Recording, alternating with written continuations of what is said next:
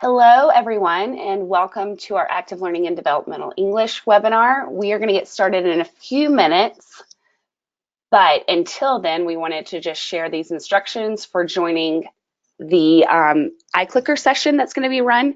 You'll see directions on your screen if you will follow them, and you can join iClicker to participate in polling and questions that Natalie will have. Again, we'll get started in a few minutes.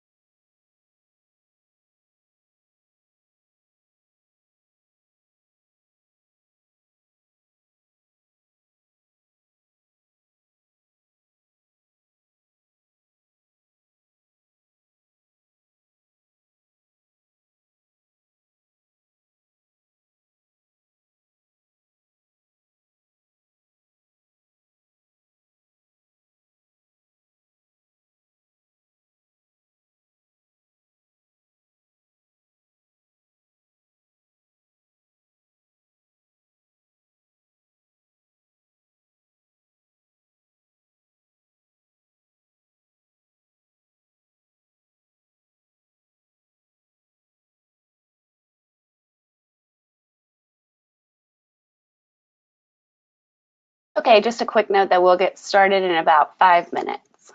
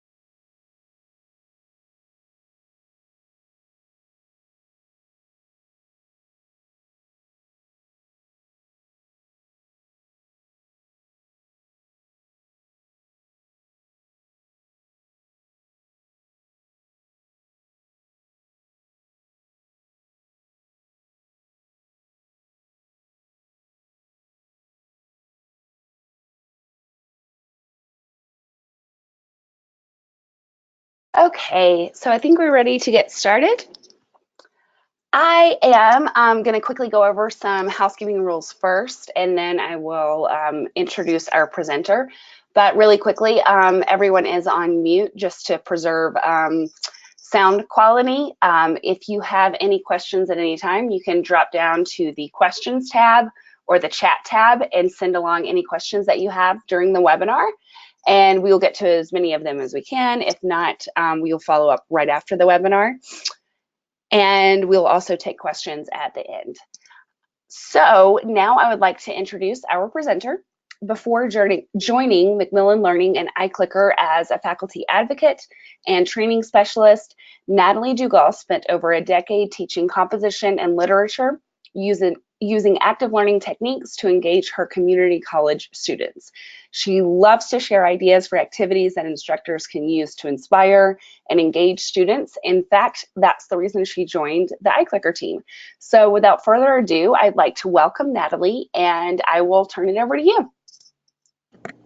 Okay, thanks, Lindsay. Does it sound good on your end? I want to make sure everyone can hear me. It is. All right, great. So thanks for that warm introduction. I really do love working with iClicker because I love students, and I also really love talking with instructors who also love students and helping them find new ways to kind of enliven their classroom and meet their students where they are. So today, some of the things that I want to go over is first, I just want to talk about the challenge of developmental English, why it's so important, and why it can be a little bit difficult to teach. I'm going to talk about active learning benefits that are specific to the developmental English classroom.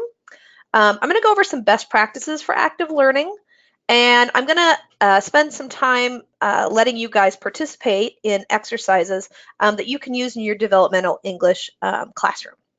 And then lastly, we'll have some Q&A at the end. Like Lindsay said, if you have any questions, go ahead and put them in the chat. She's going to monitor that throughout, and then at the end, we can go and have a conversation about maybe different questions that you might have. So let's go ahead and get started. So I am going to have some polling questions for you all throughout. So if you'd like to join our polling session and play along, here's the information right here. Just go ahead, you can go to iClicker.com, log in as a student. You can have the webinar going in one window and you can have Reef going in another tab, and it shouldn't be an issue. So this is something that you can do. So I don't think I need to explain in a lot of depth to this audience the challenge of developmental English, but there are some things that make teaching the subject very different from teaching other subjects. The first challenge that I always find is the attitudes and the apprehension that students bring to our classroom. Something that I learned pretty early on was not to tell people what I taught when I would travel. You know, I'd be in a lift and the driver would ask me, hey, what do you do for a living? And I'd say, oh, well, I teach writing, I teach reading. And they would immediately say, oh, I'm not going to talk to you anymore because my English is so terrible and I don't understand grammar and I'm just a nightmare when it comes to this stuff and there's no hope for me. And, this is me in the back of a car. And I know that when I walked into my classroom, that same attitude from the front of the car was in my classroom. This feeling of I'm hopeless, I'm not going to get any better at this, and I'm really scared of this task. And then that attitude and those apprehensions really play out in other ways. And I found that these were attitudes and apprehensions that really needed to be addressed and accommodated in the classroom. Otherwise, it was really hard to get the student to move from a really fixed mindset about their skills to a growth mindset. Developmental English is also really challenging because of the limited time and focus that students can give to it and that campuses can give to it. I would always tell my students who tested into a developmental English classroom instead of the standard kind of college level class that they were lucky. And they would say, what are you talking about? I'm not lucky. I have to take this extra class. I really don't like it. I don't want to tell anybody that I'm not in English 101. And I would say the reason you're lucky is maybe you got into this class and you missed the cutoff by 2 points. And then there's somebody else who got in with 1 point over, and now they're in English 101. And that person is going to be worse off than you. Because in the college classroom, even though we expect students to create a lot of writing, even though we expect them to really engage with writing as, academics, we don't give them a lot of explicit instruction on that. And in the developmental English classroom, you really do have this really wonderful chance to say to students, hey, I'm going to talk to you about how writing works at the college level in a way that no one else is ever going to take that time. But of course, it's very limited.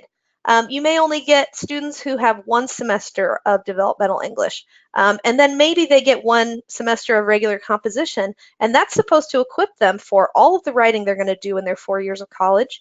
If they go into graduate school, it's supposed to accommodate all of that, and it's supposed to really equip them to go into the workplace.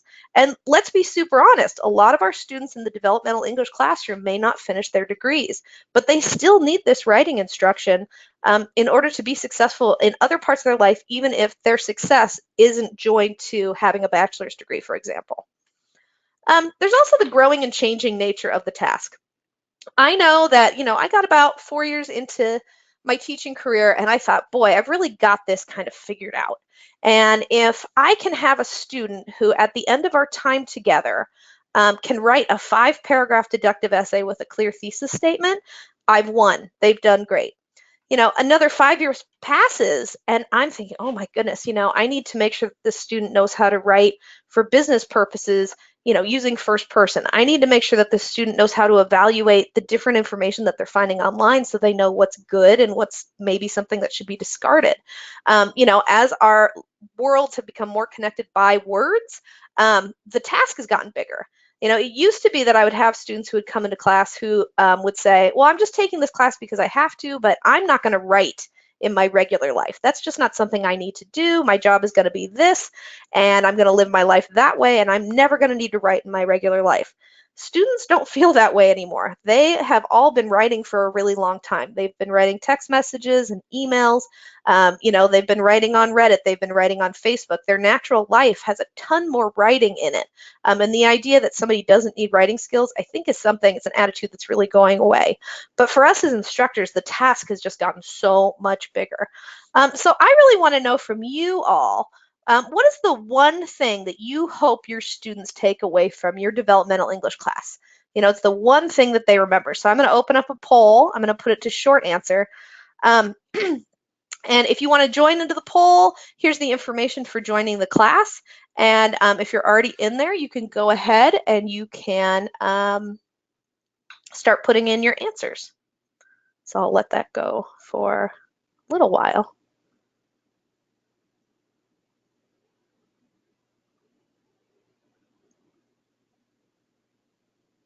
I'll probably wait until I get 3 answers. I don't want to spend too much time in these early ones, especially since people might still be joining the class.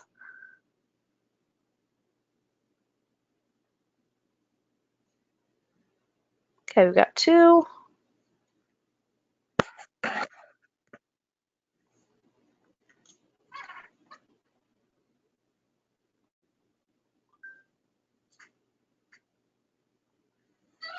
Okay, I'm just going to go ahead and I'm going to stop it down.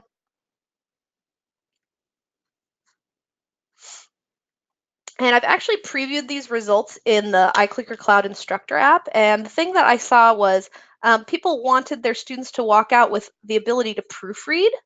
And they also wanted their students to walk out with the ability to evaluate online sources, which I find really interesting. So some of the benefits of active learning in developmental English are ones that, I think that we're all aware of, because the truth is active learning's been in the developmental English classroom for a really long time. If you walk into a DE classroom and you see, the standard rows of desks, and then there's a lectern at the front, you know that those chairs are not going to stay in rows for very long. You know that they're going to be getting into small groups. You know that they are going to be moving all around. You're going to have students who act as leaders in your classroom. And the chances that you're just going to stand at the front of the classroom and lecture at your students is very, very low. I mean, there are moments for that. But the developmental English classroom tends to be a very interactive, active classroom. And active learning is something that benefits all learners, but especially those who have been traditionally underserved. I do see a trend among English teachers sometimes where you'll have students who are below level, and as they contemplate bringing these students to level, they think to themselves, well, I can't ask them to do too much.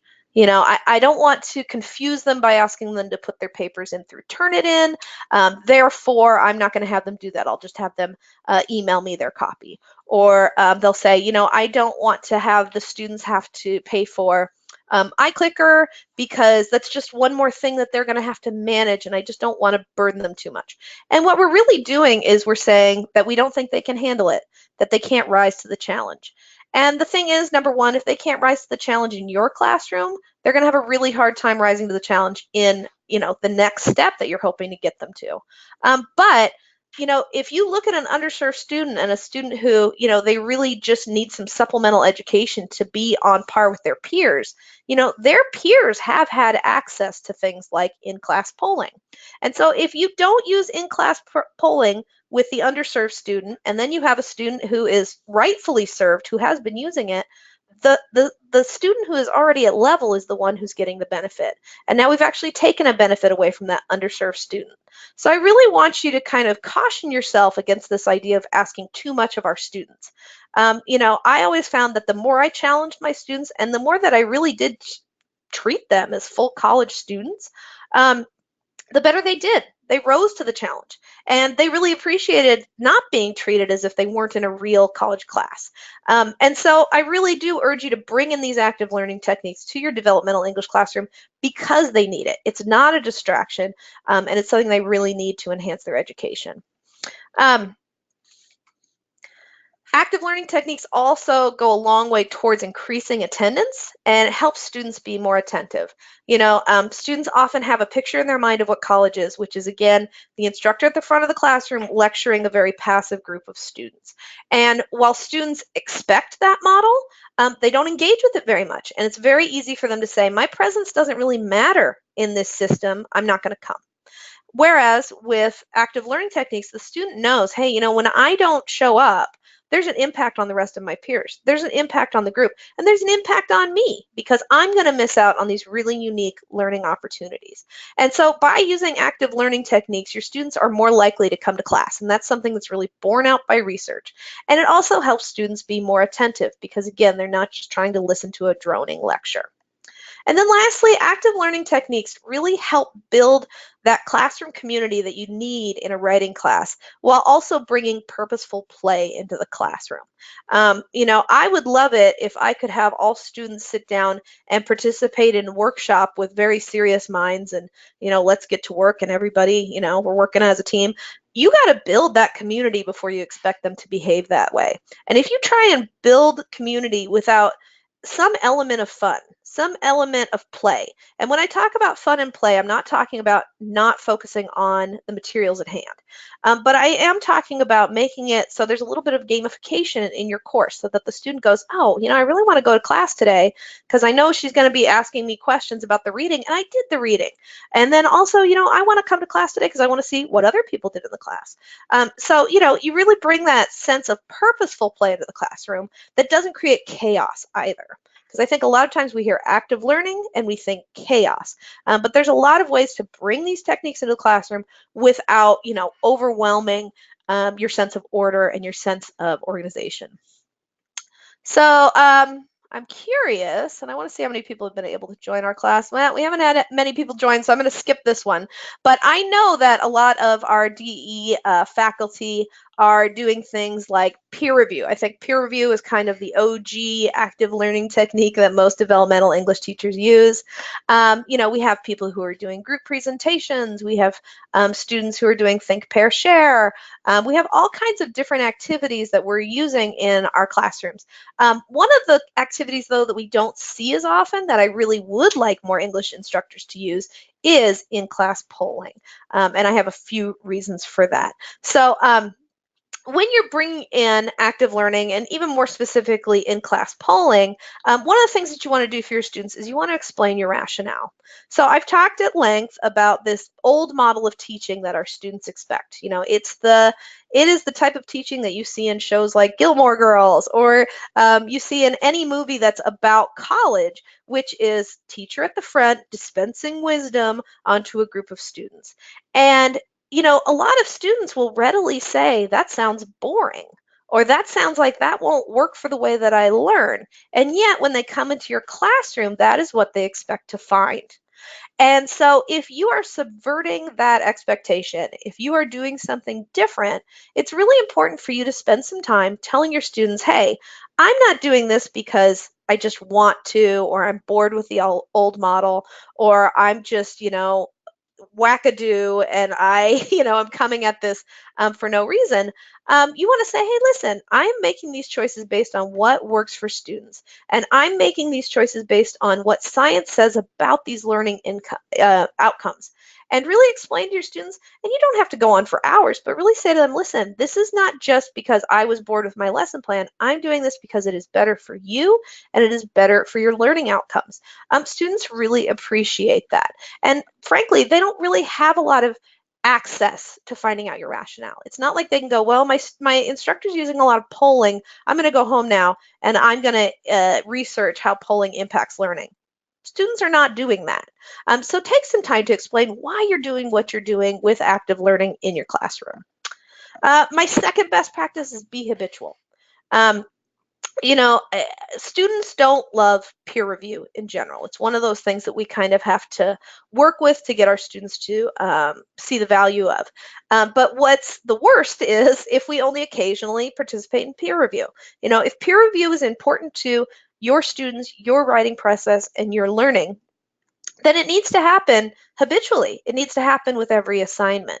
And so, another kind of practice that a lot of people use are entry and exit tickets. If you only do that occasionally, not only are you missing out times to really capture feedback and give your students an opportunity to let you know what's going on with them, but you've also made it so that students don't really know what to expect when they show up in your classroom. And that's not fun. It's not fun to come to a class and think, I don't know what's going to hit me today. I don't know what's going to be expected of me, especially in the active learning classroom. You want to be habitual so that your students can manage their expectations.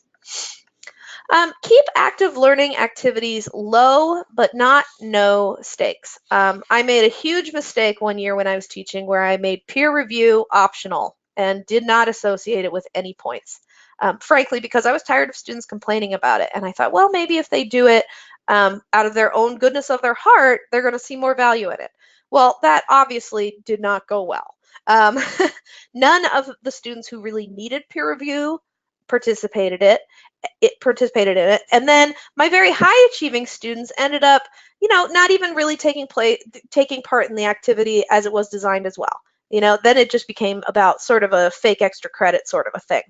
So you still want to associate points with these active learning techniques. If you're using polling in your class, there's a big inclination for people to say, well, I'm going to do it, but I'm not going to associate it with any points. And what happens then is your student who's extremely low confidence says, oh, it's optional, no points allowed. I'm not even going to touch it, because then they don't have to risk being wrong. They don't have to risk it and risk that emotional feeling of, boy, I'm never going to get this. Then on the other hand, people say, well, there's going to be some points, but I'm going to make it participation only. I'm not going to penalize anybody if they get a wrong answer. And then what happens is that low confidence student, what they do is they guess. And they will just guess and they will not invest themselves at all. They'll just kind of put in random stuff because, again, they don't want to risk being wrong because they're feeling tender. So you want to say, hey, let's say that each polling question is worth a point, and 75% of it, you're going to get 75% of that point as long as you answer. And then I'm going to keep 25% back for correctness. And that tends to be a really nice ratio because then there's a little bit of skin in the game. And then the student goes, well, I want that little quarter of a point, so I'm going to try. Getting our students to simply try, it sounds crazy, but it is a really important thing to do. Also, focus writing and reading exercises on problems in need of solutions. We can go through exercises in a book, and that doesn't teach students very well. We know that. We can make up examples of our own, but then, we're kind of making these examples to fit our notions of what's going on. So the thing that I really like to do is I like to focus on um, writing that has come out of my students. And so at the end of every term, one of the things that I would say is anybody who is um, agreeable to me using your work as samples for the next term, come up here and sign this thing, this agreement that says it's okay with you.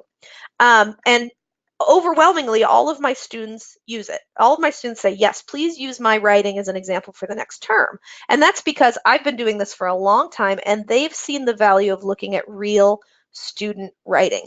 They have so few opportunities to actually see real examples of what they're being asked to do constantly by the college. They're constantly asked to write these papers, and yet they rarely see real student writing. So I always use real student writing for any of my exercises and any of my examples that I'm going with.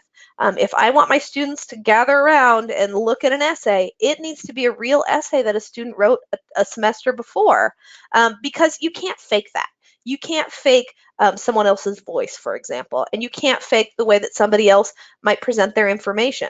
And so I always really focus on problems in need of solutions. Some other places to find really interesting writing that you can talk about with your students are places like Reddit. Reddit is an online social media community where people are debating things in writing without having it attached to things like their Facebook status. And you see really great arguments, great information on there, and you see less great, less good information on there. And that can be a really great place to find real writing that could be improved that your students can work on, that also connects to their experiences in the real world. And then lastly, I'd say use a variety of tools and techniques to keep everyone engaged, especially low confidence students.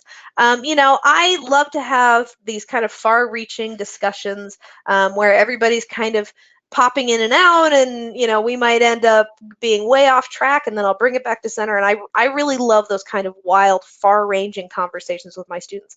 But I know for a good 25% of my students, those sorts of conversations don't really reach them where they're at. They're never going to raise their hand and offer a comment, and they may be sitting there stressed out thinking that I'm going to pick on them, which I don't, but they still think, please don't call me, please don't call me. And you know that as soon as a student is stressed out, their brain is not wired for learning anymore. All that energy is going to their prefrontal cortex, and they're not moving things into their memory bank anymore. And so things like polling I really like, because you can have a student who would never raise their hand, but will offer a great comment through iClicker and will really participate in activities if they don't have to raise their hand and maybe talk over a super extroverted student who, maybe isn't that well informed. So really keep up a variety of tools so that everyone gets reached. So here's some in-class polling ideas for developmental English. I don't know if we've had anybody else join our session. I think we're mostly in observer mode. So I'm just going to talk you through these instead of running them. So one of my first and favorite things is when I talk about using polling in a developmental English classroom, I often get very vehement head shakes like, no, I'm not bringing this in my classroom. And when you kind of probe that a little bit, it's because a lot of us are really working against student expectations that there be one right answer to a question. There's this feeling when students come into a writing classroom, and a lot of students will say, I don't like writing because it feels very subjective. And like I'm just writing to my instructor's taste. And I'm not really writing, say, for myself, and I'm not really doing it. I'm not learning anything. I'm just trying to figure out what this teacher wants and then give it to them in this very kind of consumeristic sort of way.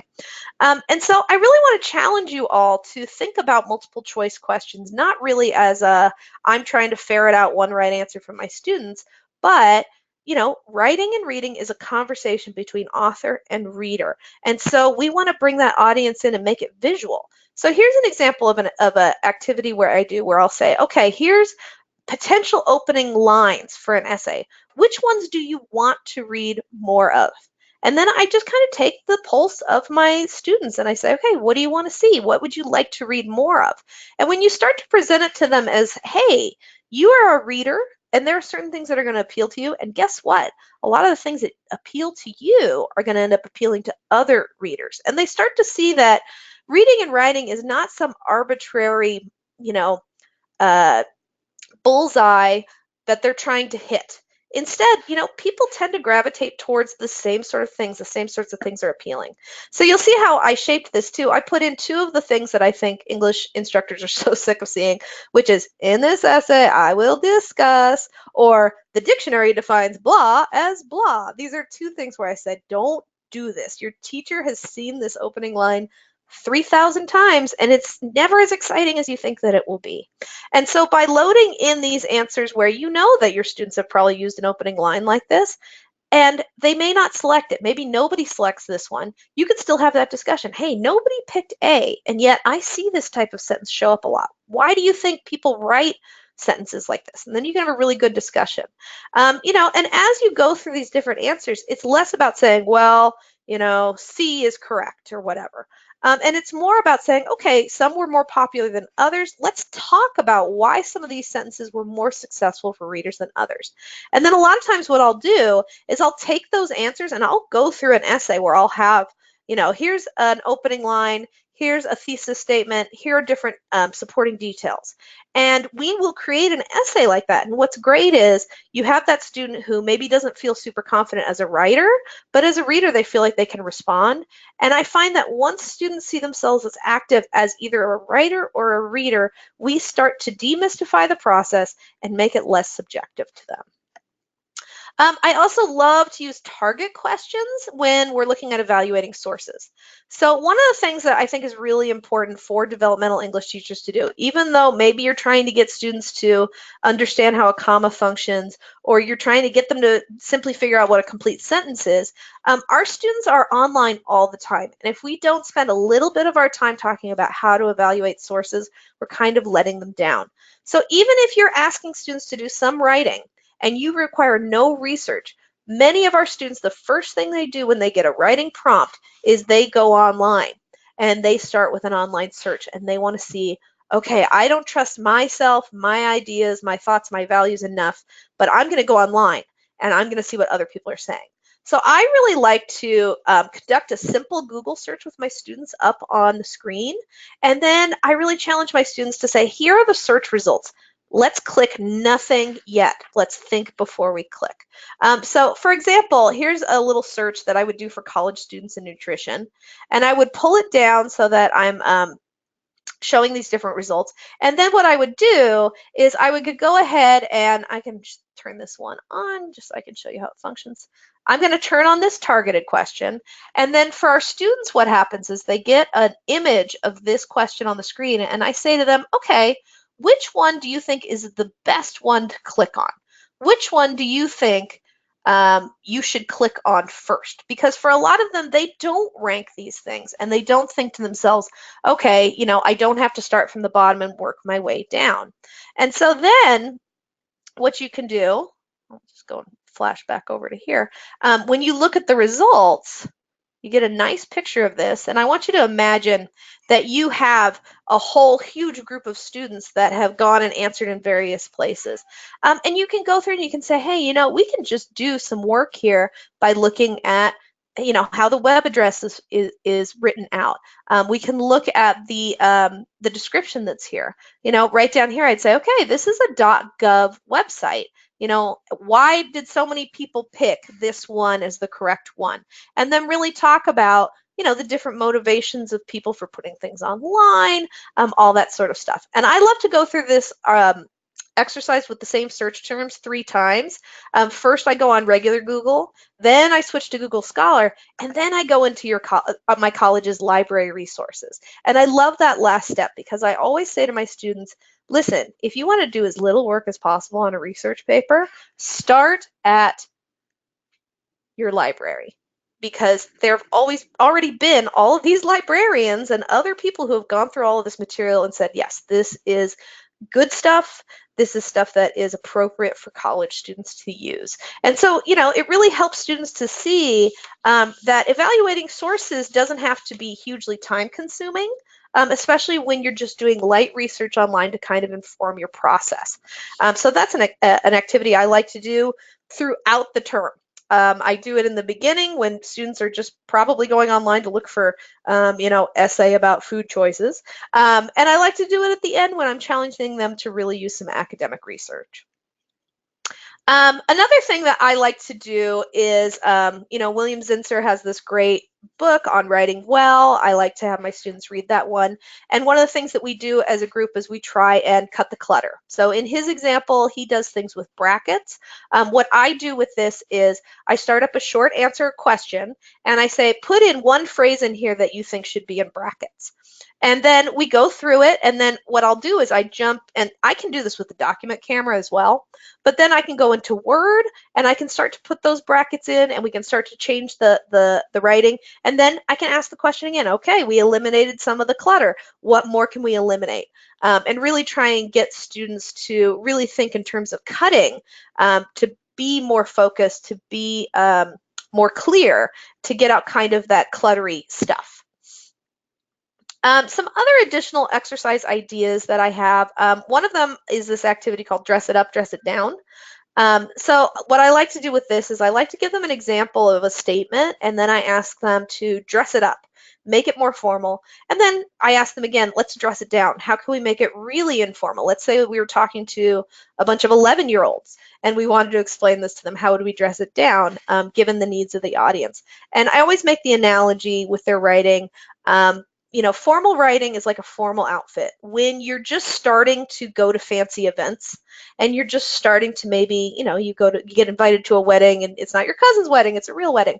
And, you put on your formal wear. And a lot of times, the first few times you do that, you don't feel like yourself. And the most successful people who are able to dress formally do it in such a way that they've preserved who they are. And they're still who they are, just in a more formal outfit. And that's the sort of thing I want to urge on my students with writing. Writing formally or writing for academic purposes is not about becoming a different person. It's not about sounding like a different person. It's just about, doing that code switching and becoming more formal based on the needs of the audience. And then I also like to emphasize that, there is a time when you want to dress down your language, when you do want to be more informal. I have a lot of students who want to go into social work, and I always kind of talk to them, if you want to be a social worker and you're talking to your clients, you really want to be able to talk to them in a way that doesn't intimidate them or make them feel like, oh, this person thinks they're too good for me, and really focus on the audience when it comes to writing. Sometimes I challenge my students to do a line edit and then a copy edit, and we do it as a class. So when I use the terms revision and editing, a lot of times students just go, they're the same thing. When I use these terms line edit and copy edit, and I talk about, hey, this is what professional writers do, I tend to get better responses. I tend to get students who are more engaged and more interested in really working idea level and then working on mechanics. Another activity that I really like is ranking supporting details. So what I do is I have students work in groups to create a really long list of potential supporting details for an essay. And then what I do is I get them all into a Word doc, I number them, and then I turn on a numeric answer, and I'll say, okay, I want you guys to tell me the top 3 most powerful ideas on this list. And then I do it again, and I say, okay, I want to see the least powerful ideas on this list. And I really get them thinking about the value of their supporting details, because for a lot of students, if I say to them, I want a 5-paragraph essay, I want 3 of those to be supporting paragraphs, they're going to think of the 3 supporting points that they need, and they're going to write their essay based on that and not really evaluate the quality of their support. So this is a really nice way to get them to do that task. I also love anonymous progress checks. So in iClicker, you have the ability to turn on anonymous questions. You'll see my target, this turns black down there when I do that. And I use this mode when I want my students to be super, super honest about how work on projects outside of class are going. Because that's something that can be really, really difficult for them. Again, for a lot of these students, their entire writing process has been, there's an essay due tomorrow, I'm going to sit down and write it in one go. And so by letting students have sort of an anonymous way to say, hey, I just wrote my first sentence and I can't get any further. I can say, hey, class, what advice do you have for this student? Because, I'm asking, how's essay number 1 going? And, 75% of the students have finished their rough draft, but then we have these other people who say, I haven't gotten started, or I hate my topic, but I guess I'm stuck, or any of those kinds of stuff. How can we help these people? And because it is anonymous, it helps students to be honest, but also when it's anonymous, people want to help more. They want to go, oh, here's somebody crying out in the darkness, and I'm one of the people who's finished their rough draft. I want to help them. So those anonymous progress checks can be so, so helpful for our students to emphasize writing is a process. Sometimes that process goes easily, sometimes it doesn't. If it's not going well, you're not lost. And then lastly, I love exit polls. If you are only thinking of bringing one new thing into your class, exit polls. Let it be exit polls. So with an exit poll, what you do, and people do this with paper and pen, but it's also something you can do right through iClicker Cloud, where at the end of class, I can go ahead and I can show you this right now. When I close down all of my polling, I get asked, do I want to end my session or do I want to end it with an exit poll? If I end it with an exit poll, what happens is my students are sent a brief survey where they are asked to rate their understanding of the day's course on a scale of 1 to 5, 1 being low, 5 being high. And then they have a text box where I ask them, is there anything from today's class you'd like explained further? And they have 1,000 characters to send me a message. And I love this exit poll because number one, if they're using their phone, what happens with this is they get a little push notification that says, hey, your instructor wants your feedback. And really that, again, emphasizes that this is a community. This is a task that we're all working on together, and I care about how you're doing in this class. But it's also less formal than less formal than a student deciding to sit down and send me an email that says, hey, I'm feeling really lost in this class. So this exit poll can be a really great way, again, to get a low confidence student to reach out to you. But for an instructor, this is just gold because you can go and you can look and you can see, okay, I thought this day's class was really clear, but on a whole, the class said it was not. And it's stuff that I can use in the end to really reflect on my lesson plans and can make it so that, I'm being confronted with reality and I'm not just tootling along thinking that everything is clear and great, but I really am understanding, okay, my students felt like this class was not clear. Or there's a class I walk out and I think that was a disaster and my students go, best class ever, now I understand this concept. And I go, oh, okay. So it really helps both your students and yourself to use exit polls and to do them regularly. Okay, so those are the ideas that I have for you all. I don't know if we have any questions. Lindsay, do we have anything? We actually do have a question. Okay, so what do you do if you have a student who simply refuses to participate in active learning exercises? Yeah, sometimes you have a student who comes into your class and they are, for lack of a better word, combative.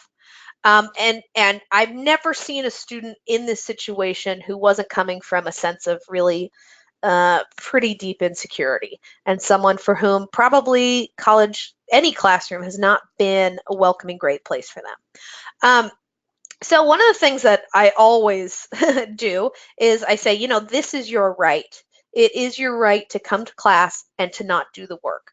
That is yours. You can do that. This is your choice. You are somebody who can choose to do this. It's not what I would do, and I don't think you want to take this class again, but you can absolutely choose to walk away from those points.